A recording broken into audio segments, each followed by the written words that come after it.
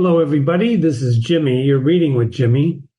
We're reading and analyzing Alice's Adventures in Wonderland, the last chapter 12, Alice's Evidence. This is page 126 and a few pages after that. We last left off with the knave speaking. The knave, remember, this is the accused guy. It's kind of like Kafka's The Trial, if you've ever read that book. There's a guy named Joseph K. who in the first sentence of the book gets accused of something, and he spends the rest of the book trying to figure out what he's accused of, which, by the way, falls into the type of genre that we're talking about here in Wonderland. It's kind of like the theater of the absurd and all the things that happen to her, except the trial's a little more serious. It's not as much fun as this book. But anyway, the knave starts speaking about some letter that the white rabbit found. That was random chance, etc. And the king saying, well, if you didn't sign it, that only makes the matter worse, that you must have meant some mischief. Else, if you were an honest man, you would have signed the darn letter, right? So page 26 begins with, there was a general clapping of hands. It was really the first clever thing the king had said that day. It was clever, but I don't know how clever it was because the knave didn't write it. The king said he did. Otherwise, he would have, of course he did. Otherwise, he would have signed it. Well, that proves his guilt, of course, said the queen. So off with, and then there's this dash, right? It doesn't prove anything of the sort, said Alice. Why, you don't even know what they're about. What they're about. What's that pronoun? You don't even know what they are about. She's talking about, of course, what's on that letter on the inside, which are the verses. I wrote a little note here. Jimmy says, go Alice. Look at this little girl. Go Alice. What a wonder. It doesn't prove anything of the sort. You don't know what the verses are about. How can you say off with his head? Read them, said the king. So the white rabbit puts on his spectacles and he says, where shall I begin? Please, your majesty, he asked. Well, begin at the beginning, the king said, very gravely, and then go on until you come to the end, and then stop. I think we saw this before about beginnings and middles and ends.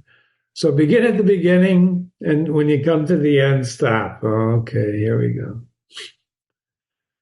There was dead silence in the court, so I want you to keep quiet. Turn your televisions off whilst the rabbit read out these verses. There's a little note here. It's called Pronoun Heaven. I have a love-hate relationship with pronouns, and I know we live in an age where people like to declare their pronouns. So stop it. Forget about that for right now, right? Don't think about that. But I want you to understand that if people today were really, really worried about pronouns, read them these verses, and then they'll shut up. Here we go. They told me you had been to her and mentioned me to him. She gave me a good character, but I said I could not swim. He sent them word I had not gone. We know it to be true. If she should push the matter on, what would become of you? I gave her one, they gave him two. You gave S three or more. They all returned from him to you, though they were mine before. And if I or she should chance to be involved in this affair, he trusts to you to set them free exactly as they were. My motion was that you had been, before she had this fit, an obstacle that came between him and ourselves and it. Don't let him know she liked them best, for this must be a secret kept from all the rest between yourself and me. What the heck is this all about?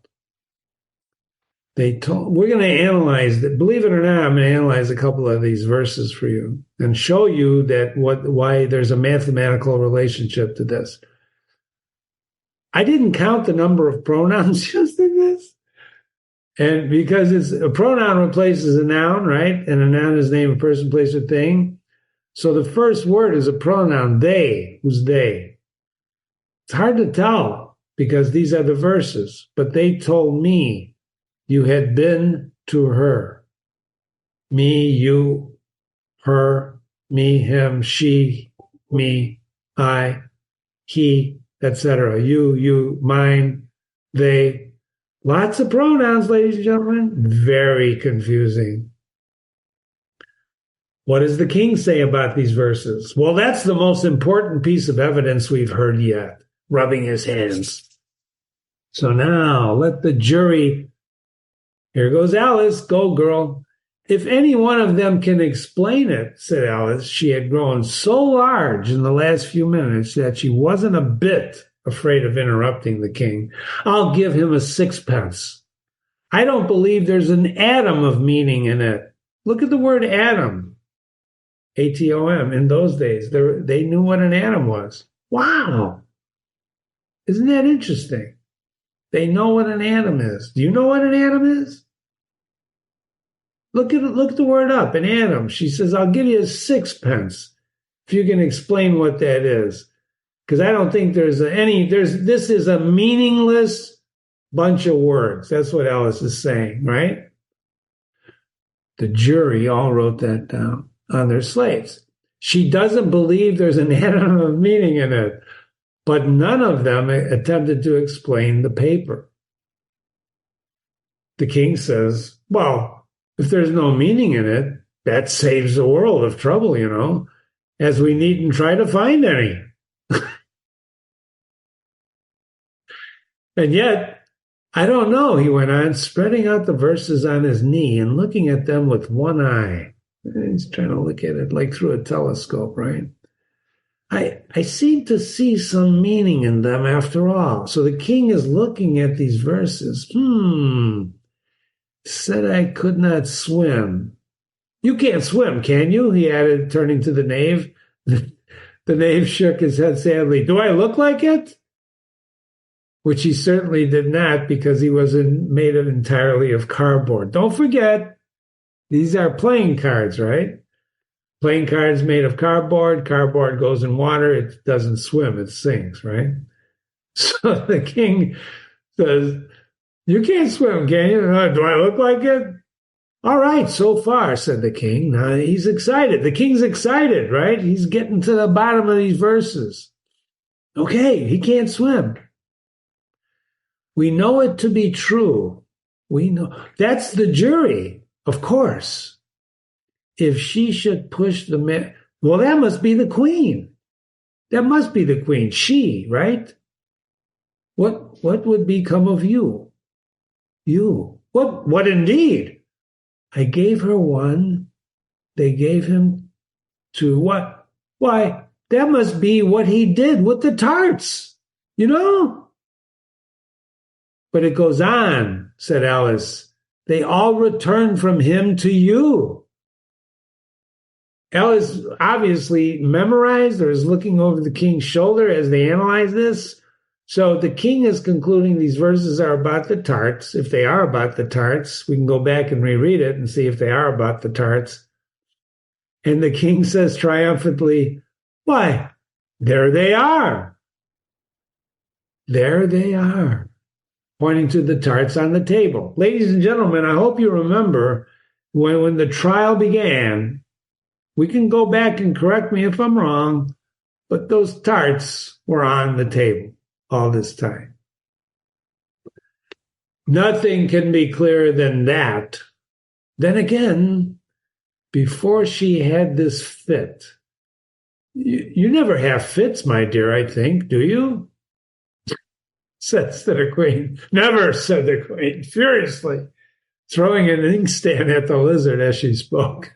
These creatures like to throw stuff at each other. You remember the Duchess and the cook? What's a fit? You know what a fit is? As a fit. Look that word up. I didn't highlight that. Shame on Jimmy. Fit. What's a fit? You ever have a fit? Fits are good things, bad things. Sometimes they have a tantrum. Fit. I had a fit. But he says, you never have a fit, do you? Never. She said furiously. She's furious and she throws an inkstand at the lizard. The unfortunate little Bill had left off writing on his slate with one finger as he found it made no mark, but he now hastily began again. So he wasn't writing anything because he has no pencil. Remember, Alice took it? So he starts writing with his finger, which doesn't do anything. So he gets this inkstand thrown at him, and using the ink that was trickling down his face as long as it lasted. She throws an inkstand at him. The ink hits him. And the ink starts pouring down his face, and he uses the ink with his finger to write on his slate. Wow. Wow. Then the words don't fit you, said the king. If you never had a fit, then the words don't fit you, looking around. And he's smiling. He's smiling. There was dead silence. It's a pun, the king added in an angry tone, and everybody laughed. It's a pun. He's making a pun. The words don't fit you. It's a play on, pun is a play on words, right? Did you ever have a fit? It doesn't fit you. Remember how they use words in Wonderland? They mean different things. So he says, and then the words don't fit you if you never had a fit. And the people are in dead silence. They don't know what the heck he's talking about. Well, it's a pun, the king said in an angry tone. And then everybody laughed. Let the jury consider their verdict, the king said, for about the 20th time that day, right? No, said the queen. Sentence first, verdict afterwards. Uh-oh. Sounds like she's having a fit to me.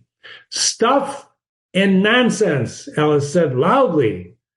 The idea of having a sentence first. Hold your tongue, said the queen, turning purple. Oh, she's so ticked off. I won't, said Alice. Here comes confrontation. Off with her head, the queen shouts at the top of her voice. But nobody moved. I wonder why nobody moved. Usually when she says that, people move, especially the soldiers. They go get the person to chop the head off. Even though so far I don't think I've seen any heads roll, right? Who cares for you, said Alice. She had grown to her full size by now. Reality, ladies and gentlemen, has finally set in. She's full size now, which is the size of a young child. You're nothing but a pack of cards. Go, girl. This is wonderful. At this, the whole pack rose up into the air and came flying down upon her. And she gave a little scream, half of fright, half of anger, as she tried to beat them off, and she found herself lying on the bank with her head in the lap of her sister, who was gently brushing away some dead leaves that had fluttered down from the trees upon her face. Now we know what's been going on, don't we? She woke up. She's been sleeping on her sister's lap, and the cards that attacked her were really leaves from a tree.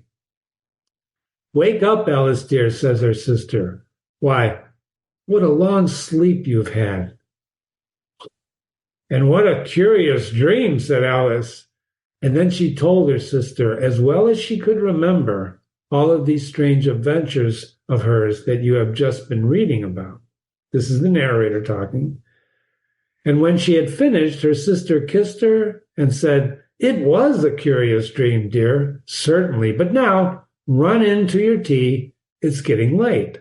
So Alice got up and ran off, thinking all the while, as well as she might, what a wonderful dream it had been. So we're going to talk about dreams when we finish in our last analysis video, not for this chapter, but in the overall book analysis. But I want to stop there for a moment before we finish these pages and just talk about what we just saw happening here. In this chapter, she's coming out of her dream. Dreams are very important because we find out now she's been dreaming. This whole Wonderland thing has been a dream. And so her sister says, what a long sleep you've had. And I had a curious dream. So Alice told her, as well as she could, what she remembered about it. You all dream. You all dream 3 times a night, they say. When you dream, there's something magical about dreaming. You may not know this yet, but we're going to talk about it. And one of the things Jimmy learned as a young man, is to write down your dreams. The minute you wake up, have a pen and paper by the bed and write these dreams down. Because your dreams mean something. Just like we're going to find out in here, Alice's dream means something. And you already know what the meaning is. It's about her trying to find out who she is, sorting things out. But she tells her Jim, and she goes off to her tea, thinking what a wonderful dream it had been. Ladies and gentlemen, her dream was filled with violence, right? Confusion, curiosity, fear. She was crying, all of those things. And yet she's thinking what a wonderful dream it had been. Why is that? Because it was wonderful. So her sister sat there just as she left her, leaning her head on her hand and watching the setting sun, and thinking of little Alice and all her wonderful adventures, till she too began dreaming after a fashion. And this was her dream. We're going to stop there. And we're going to look at her sister's dream after a fashion. That doesn't mean she fell asleep and dreamt. She's just dreaming after a fashion, kind of dreaming, daydreaming. She's thinking about what Alice told her. Now, Alice has a pretty good recollection because she's done this already before. Remember when she was telling her adventures? She's been asked to tell that.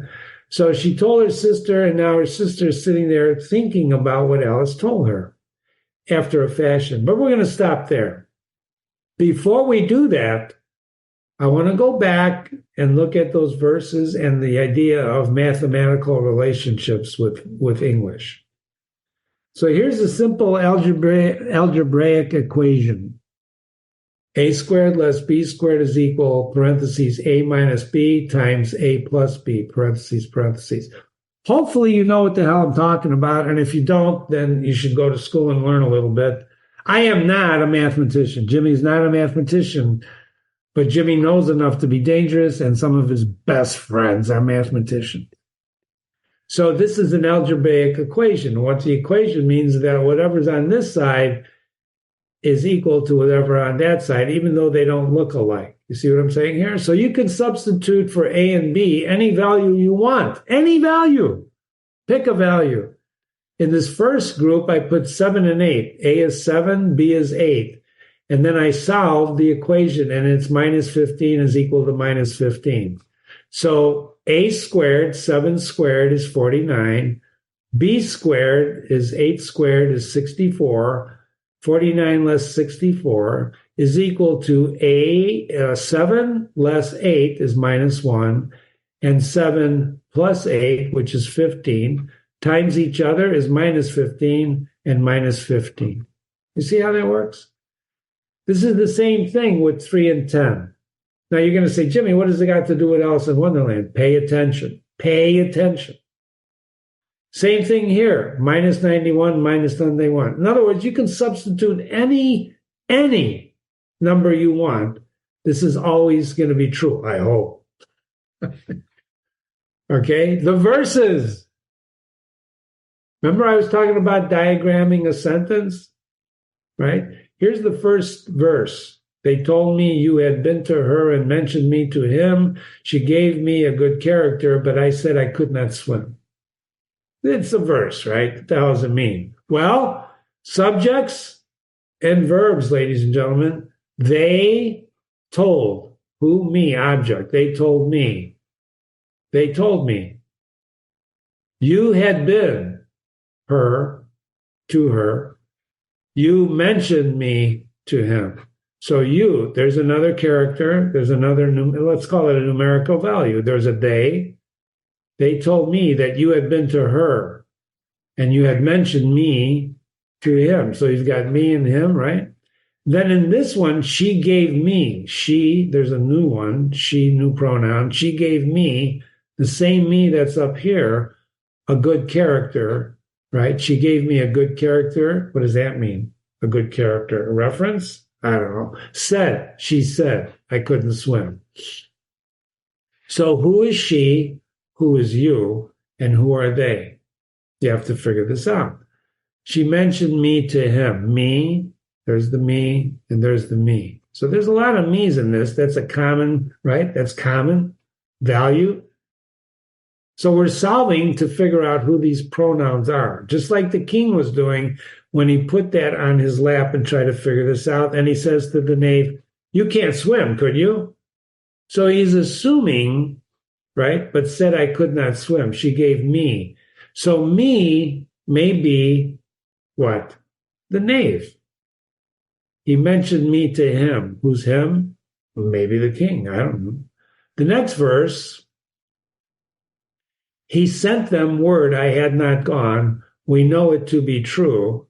If she should push the matter on, what would become of you? He sent, we know she should push, what would become? Those are subjects and verbs of pronouns. Now, if we took our time and did this whole verse, in fact, it probably will be about the tarts. But I'm not going to do that. I don't want to take up the time to do that. I don't think you should take up the time to do that. But if you want to do that, you certainly can do that. What's important to know, and if you Google, what is the meaning of the poem, blah, blah, blah, blah, blah, they're going to tell you, in fact, Lewis Carroll probably, I think in one of his letters says, it has no meaning. There is no meaning to this. Well, if there's no meaning, like the king says, then who cares? Then we don't even have to look for it. And yet he does. Why? Because we have a thirst to find meaning. Don't you? Don't you have a thirst to find meaning? What is the meaning of things? Why are you here? Why are these people here? Why does the world go round? What is the meaning of things? So don't lose your thirst for meaning. All right? This is Jimmy. You've been reading with Jimmy. We're going to finalize the last chapter, 12, Alice's evidence, when we look at what her sister was dreaming about Alice herself once she talked about it. Thank you for listening. Email me, Jimmy@readingwithjimmy.com. Jimmy@readingwithjimmy.com. Thanks for listening. See you soon.